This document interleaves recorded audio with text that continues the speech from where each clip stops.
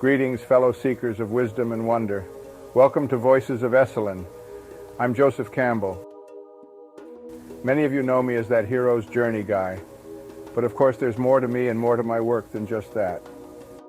To that end, we've invited a distinguished guest to illuminate the pathways of my artistic and literary career. John Bucher, the executive director of the Joseph Campbell Foundation, will unravel and explicate the threads of my work. So with no further ado, let us embark on this expedition together. Let the rhythm of the waves and the echoes of time guide us as we uncover the hidden treasures of the human spirit. For within each tale, within every whisper, lies a reflection of the infinite, a mirror that reflects the divine dance of creation itself. And now, my friends, allow me to step aside, for the stories themselves are ready to take center stage. John Bucher, thank you so much for agreeing to join us today on Voices of Esalen for a conversation. The pleasure is truly mine, Sam. I've been a longtime listener of the podcast and just a big fan of Esalen in general, but also really appreciated the work that this podcast has brought out into the world and the role that you've specifically played in that. So it's a real honor to be with you. Oh, man. Thank you, John. Today, your task is going to be, I wouldn't say monumental, but the task before you is significant in that I'm going to be relying on you to sort of explicate Joseph Campbell's work in a way I can understand it. Because Campbell's a very important figure at Esalen, in Esalen history and Esalen intellectual history. And at the same time, I have to confess, when I have attempted to interrogate his work for myself, for my own pleasure, for the edification of the listeners of this podcast, I don't have a great grasp on it. I don't have that firm handhold on it. So that's good. That's what I'm presenting to you. I'm up for the challenge. And, can I just say, Sam, you're not alone in that. There are far many more people that have bought a Joseph Campbell book or have listened to his lecture than have really processed what he had to share and offer in the world. And so often our culture tries to bring things down to, a sound bite. And a lot of Joseph Campbell's work is difficult to bring down to a sound bite. And the few things that really took off as sound bites. Follow your bliss, for example, this idea that Campbell had, there were probably 1 million bumper stickers out in the world that said, follow your bliss, because it was something he said that people could bring down to a sound bite. But the way Campbell's mind worked, it didn't easily lend itself always to a simple 3-point PowerPoint presentation. You really have to dig into it. But as someone who has spent a lot of his own life digging into that material, I can tell you there is such richness as you find your way down into Campbell's work. Well, that's great. I want to presence the fact that I have had an assistant. In fact, I got Joseph Campbell. What?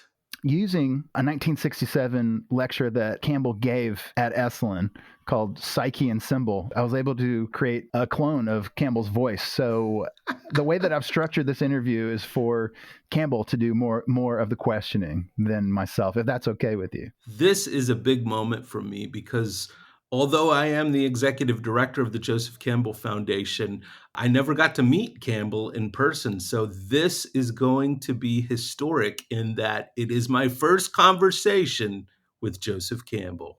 Okay, well, let's see what he's got to say. John, a lot of people come to my work through a catchphrase, which is follow your bliss. And it's not that I didn't mean it when I said it, but I think people have misinterpreted the sentiment behind the statement. I want you to let people know once and for all what I really meant when I said follow your bliss. Wow. The pressure of this moment, asking Joseph Campbell, asking you to clarify, follow your bliss. I think Joe's spot on here. This is, I think, one of the most misunderstood ideas that Joseph Campbell shared. And it sort of was a joke later that Campbell said, I should have said, follow your blisters, because the idea of following your bliss, when it is turned into a bumper sticker, it turns into this idea that we should just go with whatever feels good and go with the flow, and whatever you're kind of interested in, just go do that and shuck all responsibility. No, he was actually stating something that was it was a dangerous idea. Mm. The idea of following your bliss is actually very dangerous. It's wonderful. It will lead to a life that gives you experiences like no other, but it is not to be taken lightly. Because this idea of following your bliss is really finding that thing in life that animates you, that thing that rises passion up inside of you, that thing that you just cannot turn loose of because it has a grip on you, and the relationship that you have with it seems to transcend this world.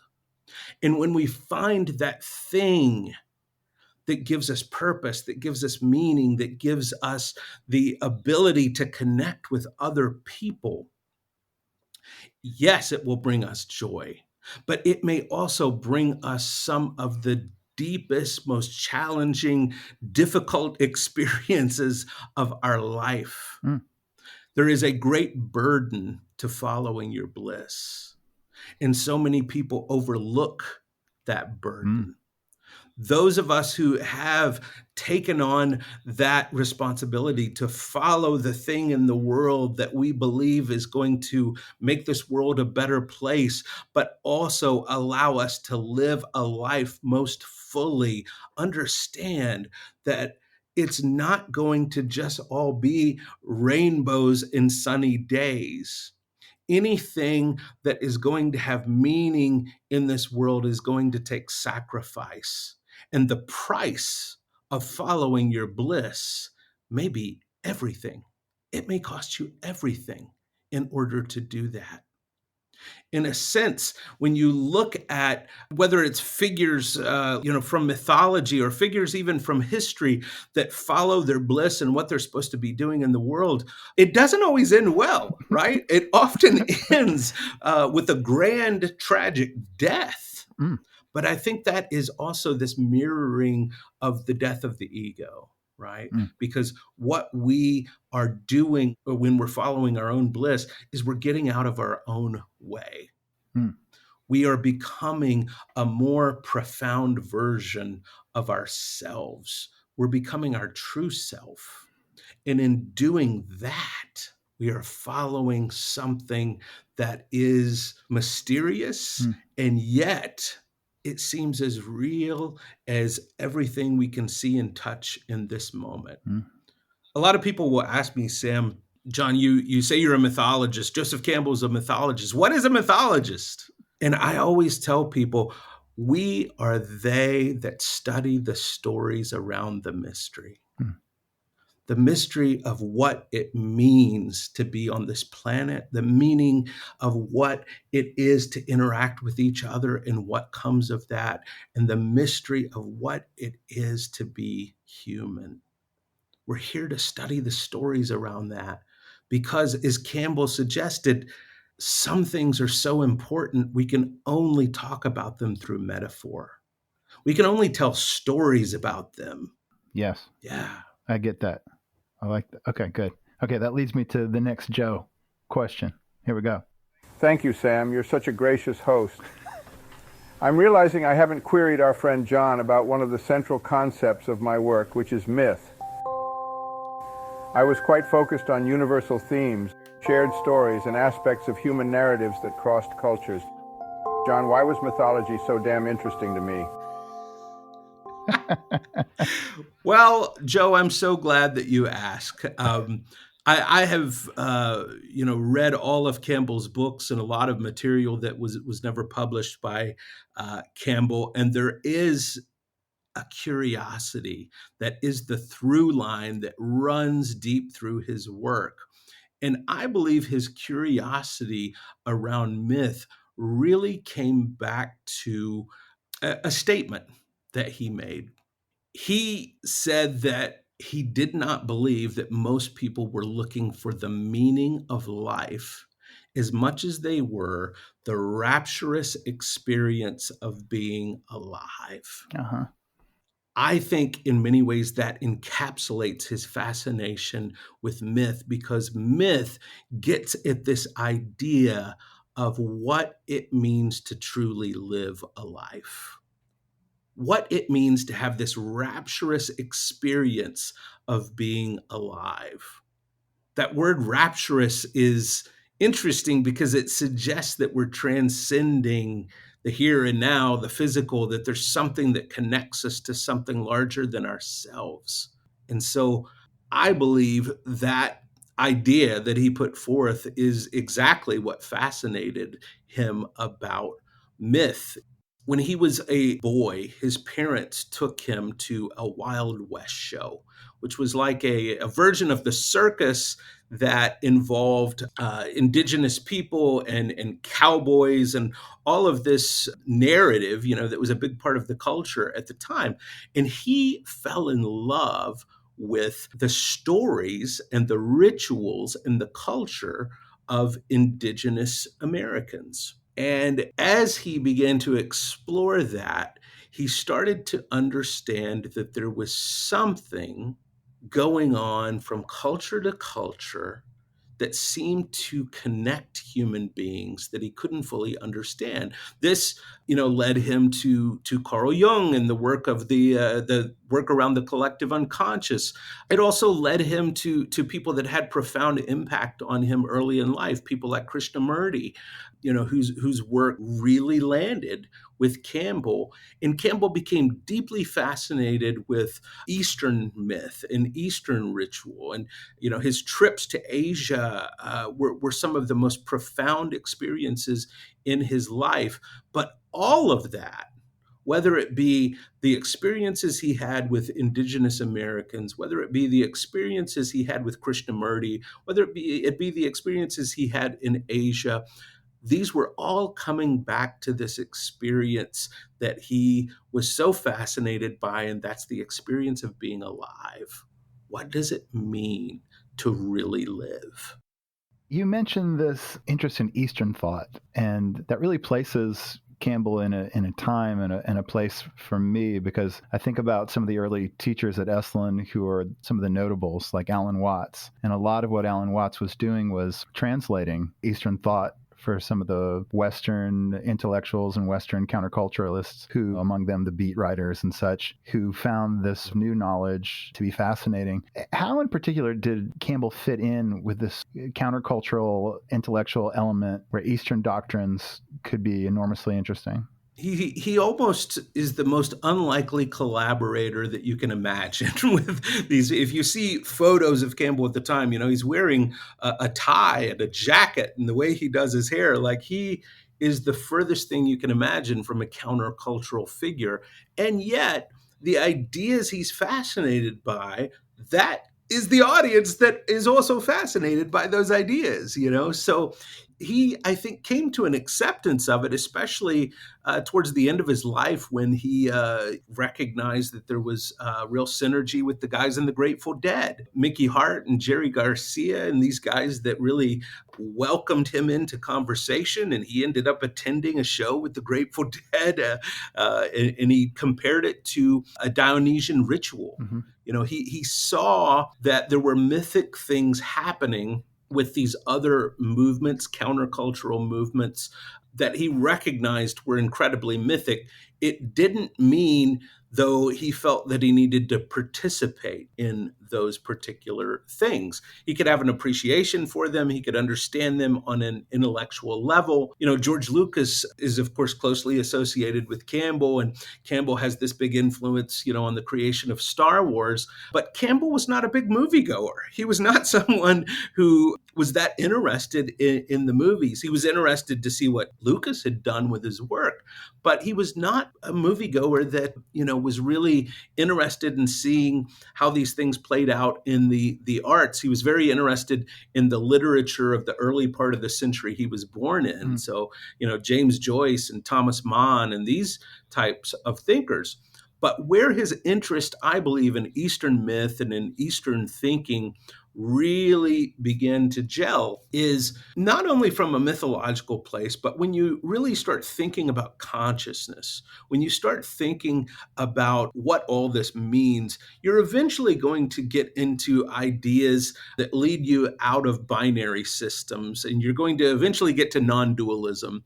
And when you start looking at the ways that you can explore non-dualism through many of these Eastern traditions, they are some of the only traditions that have really given concrete language to an approach to understanding some of these very difficult to comprehend ideas. So I think Campbell became more and more interested in these Eastern traditions, these Eastern texts that allowed the opportunity to go deeper into human psyche, into consciousness, into non-dualism, because that is really where his thinking was going as he aged and as he went further into his journey into what myth really is all about. John, this might be a too basic a question, but I'm curious why Campbell was so interested in the idea that myths and stories could be similar across cultures. Why was that particularly fascinating to him to see the similarities in different parts of the world and different cultures? This is not just a Campbell thing. I think this is something that human beings actually, we do because it's part of our own nervous system. And that is our brains love to identify patterns. Yeah.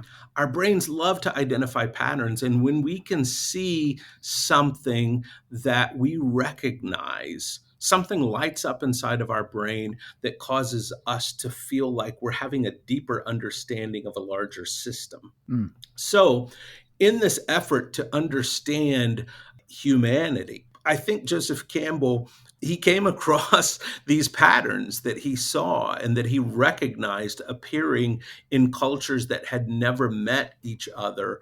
And he was fascinated by that, as any of us, I think, would be. One of the big mistakes people make about Campbell, however, is thinking that that was really the core fascination of his work, was finding the similarities in other cultures.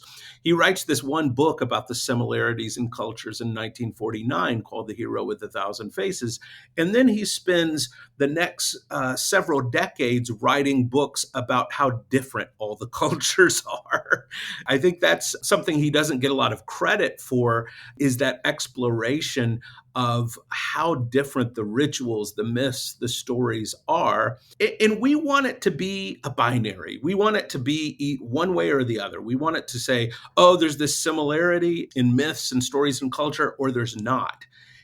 And anything in life that's worth understanding is worth understanding it in a complex, layered, nuanced way that we could hold with both hands and say, there are these seeming similarities among cultures and the stories they tell and the myths that they have. And on this other hand, we can also hold the fact that there are grand differences between these cultures, these rituals, these myths, and these stories, and they should be examined and appreciated individually and collectively. Can't we do both? Mm-hmm. That's great. Back to Joe. John, I have to tell you, I'm really enjoying this interview so far. I can see why they made you executive director of my foundation. You have a way with words. I think you really get me. So here's another piece of my work that I'd like you to talk about. It's the hero's journey. I'd like you to tell our listeners the origin of this concept and then how it morphed into something that is widely discussed in pop culture. Wow, those words, hearing Campbell say those words really touched my emotions. That means a lot. Isn't that weird? I mean, I know that you all have also played around with cloning a voice, and there's this idea, I forget the name of it, but it's something that even if you know something is not actually real, you can experience it almost against your will emotionally as real. Yeah. It's that uncanny valley between what we know to be non-human and what something inside of us still can be affected by. Joseph Campbell was deeply fascinated by psychology, and that is because, human psychology is getting at so many of these same questions and ideas that mythology gets at. And it's certainly no secret that Campbell was very taken with Carl Jung, very fascinated by Jung's work.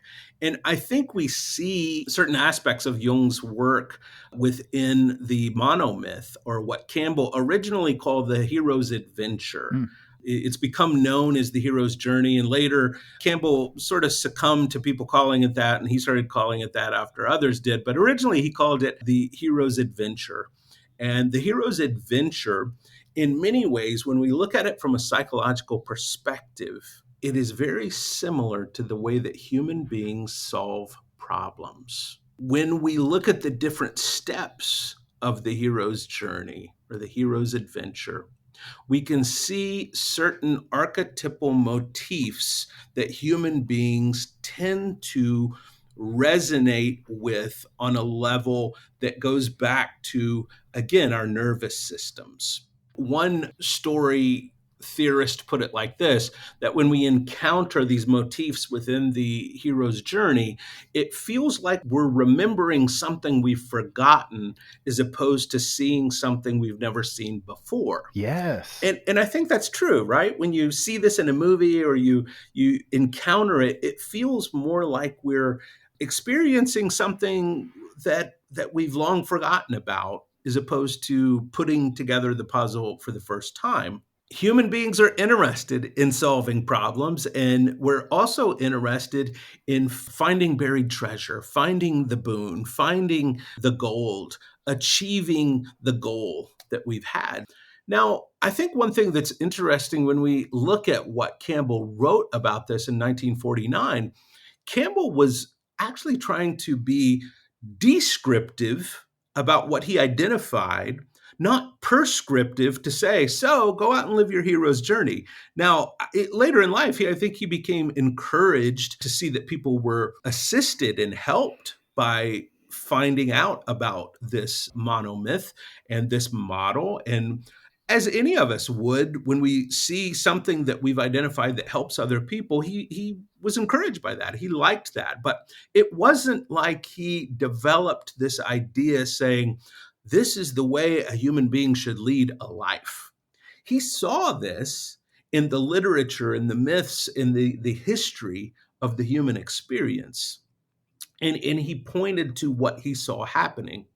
Now, it really was much later, after Campbell had already left the picture, that pop culture really started to embrace this. Because while Lucas embraced it with Star Wars, a man who is actually a dear friend of mine named Chris Vogler wrote a book called The Writer's Journey. And Chris was working in Hollywood, and Chris wrote a memo that went viral in Hollywood before anything went viral.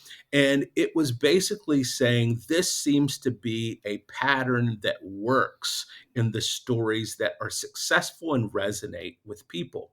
And so Hollywood took this idea and really ran with it. And we started seeing tons and tons of film and television shows that were based around this particular form. Now, I also feel like it's important to say Campbell was a scholar.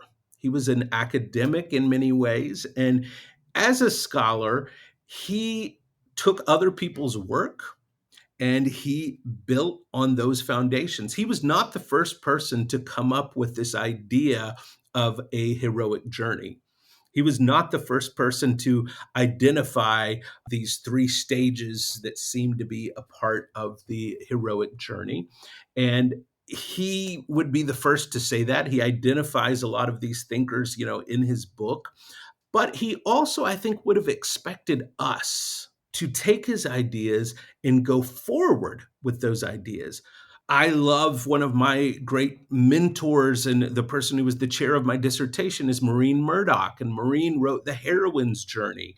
And so we see how a journey plays out with a heroine. There's been a number of other writers and thinkers who have taken that work forward. I personally have been working on taking Campbell's work into a new iteration that I'm calling the collective heroic journey. What does it mean for a collective group of people to go on a journey together and to find meaning through journeying something together? And I think we're seeing a lot of interest in this collective heroic journey in culture, even in pop culture. Movies like The Avengers, where all of these different heroes come together and they go on this journey together. The TV show Stranger Things, we're seeing this group of kids that come together and they go on this journey together.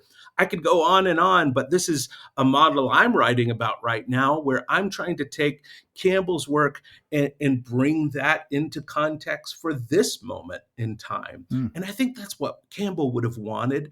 I think that is what we can best do, is look back at the ideas that have been brought to us by these wonderful, amazing thinkers, by the Joseph Campbells, the Abraham Maslows, the Alan Watts, and bring those into cultural context with what we have right now, so that people today can benefit from the way that those ideas have moved forward and transcended.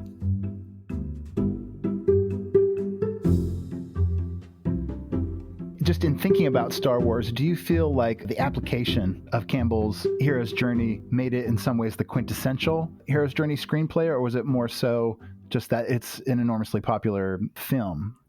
Certainly, Lucas was a big Campbell fan. He had read The Hero with a Thousand Faces. He used that to work out his story in Star Wars. But if you look at the actual beats of the film, it doesn't follow exactly, especially the order of things that happen in the hero's journey. We have the meeting with the goddess occur far before it should, actually, in the hero's journey.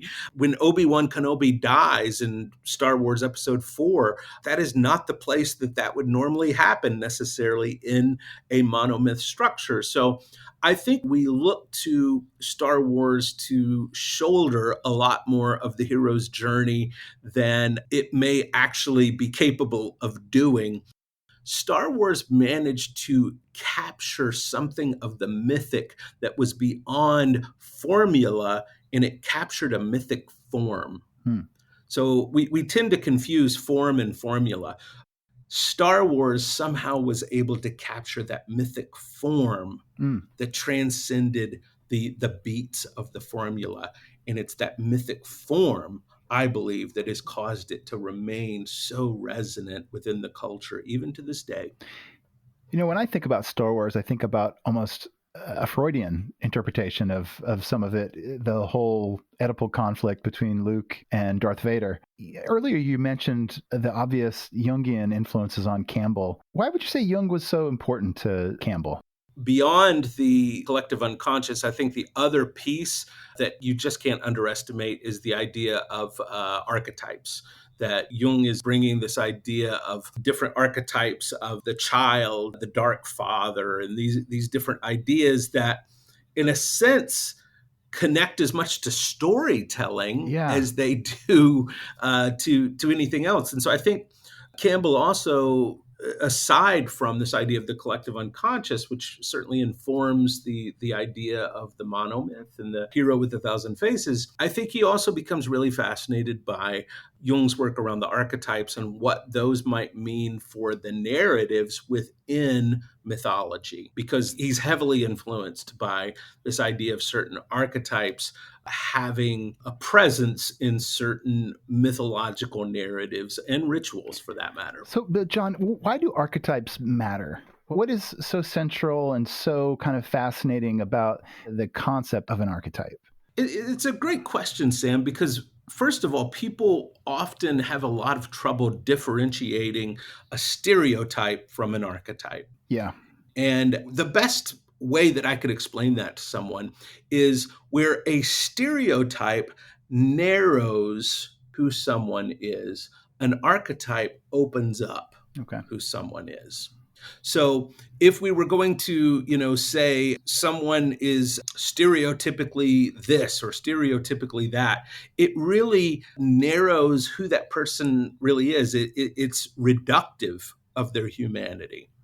Where an archetype opens up who that person is and expands their humanity in many ways. So I'll give you an example. Like if we take the archetype of the wise old sage or the mentor, every person in their life has had someone come along that stepped into that role. For some people, it's a grandparent. For some, it's an uncle. For some, it was the old lady that lived down the street. For some, it was a woman in their church or their synagogue or their mosque. For others, it was a teacher in high school. And yet for others, it was their mother's best friend. How is it that we all could have this same universal experience through all of these different characters or people who could be so different, and yet the energy between us and that mentor figure, that wise character in our lives, it's such a similar experience, no matter how different the people are? Well, that's why archetypes are important, because we can recognize that there's some sort of motif, there's some sort of pattern, there's some sort of energy there that seems to be shared across family lines, across cultural lines, across racial lines, across international borders. There's something there. And that was fascinating to Joseph Campbell. It was fascinating, obviously, to Carl Jung, but I think it's fascinating to you and I as well. Why? Because, Sam, you and I may have nothing in common. And yet, if we're both able to identify that person who was able to speak wisdom into our life, into our journey, suddenly we've found a commonality between the two of us. That's powerful. Yeah. That's something that brings us together. Yeah. No, I think this is coming into focus for me. I'm starting to get it a little bit. Let's see what else Joe got to say. Okay.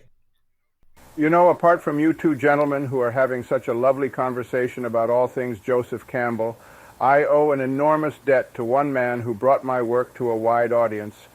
Of course, I'm talking about Bill Moyers. John, would you do me the honor of speaking about the Bill Moyers-Joseph Campbell connection? Absolutely. Bill Moyers and Joseph Campbell had a set of conversations that were captured and called The Power of Myth. And interestingly enough, these were released shortly after Joseph Campbell died.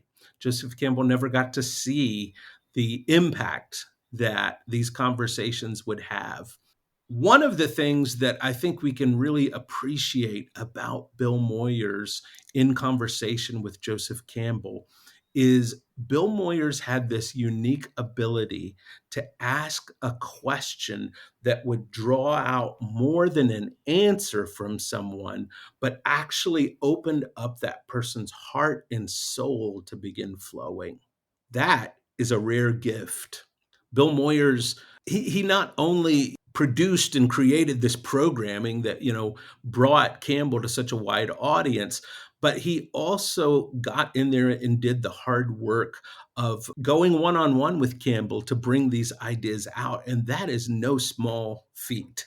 That is amazing. And Bill Moyers is still alive today. He's still with us, and he's continued to be a gift to the culture of all of us alive in the world today. So I personally am very thankful for the work that Bill Moyers did to bring Joseph Campbell to such a wide audience. And when people are interested in watching these videos, where do you direct them? You can go and watch a lot of those videos for free on YouTube. Sometimes the entire collection will come up through Amazon or through Netflix or one of the many streaming services, but you can go and watch most of that material for free out on YouTube, which I highly encourage you to do. Also, we at the Joseph Campbell Foundation will take snippets of that conversation between Bill Moyers and Joseph Campbell.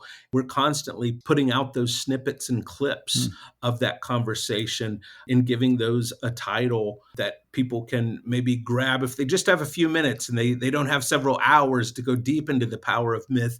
Maybe you want to hear Campbell just talk about Kundalini. As I mentioned earlier, Campbell can be a hard person to pull sound bites from, but we've done our best to pull 2, 3, 4-minute clips, that allow you to get your head around an idea while you're on the go out there, in case you don't have time to go deep into multiple hours of the program. Yeah, I agree with that. I've tried to pull Campbell clips before, and it is difficult because it's almost like he's working on an idea, like chiseling away at a meta idea through a longer talk. And the 2-minute snippet sometimes bears a lot of relation to the other work within that speech. When he was talking, was he someone who liked to work closely off of notes, or was he an extemporaneous speaker? I have had the privilege many times of going into the Joseph Campbell archive, which is housed at the New York Public Library. And that's where all of his notes are kept from the talks, that he gave. And he was someone who had this unique ability to write out what all he was going to say and then seemed to rarely refer to it. I don't know if it was part of his process to write all of it out and then it sort of was in his head. But when you watch him speak, he's very rarely going back to read out of the notes. He'll go and reference something. I think Joseph Campbell understood that when you are speaking to an audience, you're speaking to people. Yeah. And it's important to connect with those people through eye contact, through the way that you used your voice. And Campbell was not only an amazing thinker, he was a profound communicator. He really had the ability to capture an audience's curiosity, their fascination, their imagination inside a room. And I think he was able to walk that line of using material that he had developed in order to connect with people, but not being so reliant on that material that he couldn't connect to what people were looking for in that moment. This has been such a great conversation, and I really appreciate the way that you're able to bring my work to life. At any rate, I think a discussion of Joseph Campbell isn't really complete without talking about Esalen. Would you please speak about my connection to Big Sur and to Esalen, and how the concept of human potential relates to my work? What a wonderful question. Well, Joseph Campbell loved Esalen. Joseph Campbell loved Esalen so much that every year, the week of his birthday, he would come and he would give talks at Esalen. It was a very special place for him. I believe that Joseph Campbell didn't just love Esalen because it was a place of aesthetic beauty, but he also sensed there was something spiritual there. Something stirred his soul. There was an energy that he found in that land that was inspiring to him. It also connected him to an earlier season of his life. Joseph Campbell had some very unique and incredible experiences in the Northern California area with John Steinbeck and Ed Ricketts. And the people that he encountered during that season of his life had a profound effect on him. And being back in that Northern California area of Big Sur, I think also connected him to the entirety of his journey. It connected him to those earlier days when he was first discovering some of these ideas about myth. He was a very young man when he spent time with Ed Ricketts and John Steinbeck in that Big Sur area. And for him to be back there as a much older man in that final winter season of life, I think for him, it brought things full circle a bit. He was able to see the entirety of the heroic journey that he had been on. Mm-hmm. The human potential movement is one that aligned so closely with so many of the ideas that Joseph Campbell talked about and so many of the ideas that he found to be compelling. And while he might not necessarily be referencing Abraham Maslow, or he might not necessarily be referencing Mike Murphy or any of these other names that we could bring into the conversation, you still see the work that these people are doing and the ideas that they're bringing forth in culture having a place in his own work. They're interacting with his own work. And honestly, when you hear Campbell in that last year of his life talking about following your bliss, every time I hear Campbell make that statement, I envision standing at Esalen and looking out over the ocean. There's something for me that when I I put imagery to following my bliss, I see Esalen. I see Esalen not just as a physical place where one can follow their bliss, but as a portal into the type of consciousness that one walks into as they begin to follow their bliss. Mm-hmm. John Bucher, such a great way to end this. Thank you for explicating Campbell's work. Sam, thanks so much for having me. I really appreciate the opportunity to come near the fire here of this community and to share stories and to share ideas as people have done so many times before and as so many people will do after I walk away from this fire. As I've been with you near this fire today, I've felt its warmth, and I'm excited about what just might be possible in the future for each one of us as individuals and as a collective.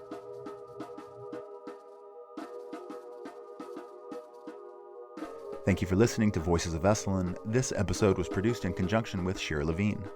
Our theme music is by Nico Holloman. Esalen Institute is a nonprofit organization dedicated to advancing human potential and promoting positive social change. Your support helps us to continue to offer transformative programs and retreats that promote personal growth and collective well-being. To learn more about Esalen and how you can support our mission, visit our website at esalen.org.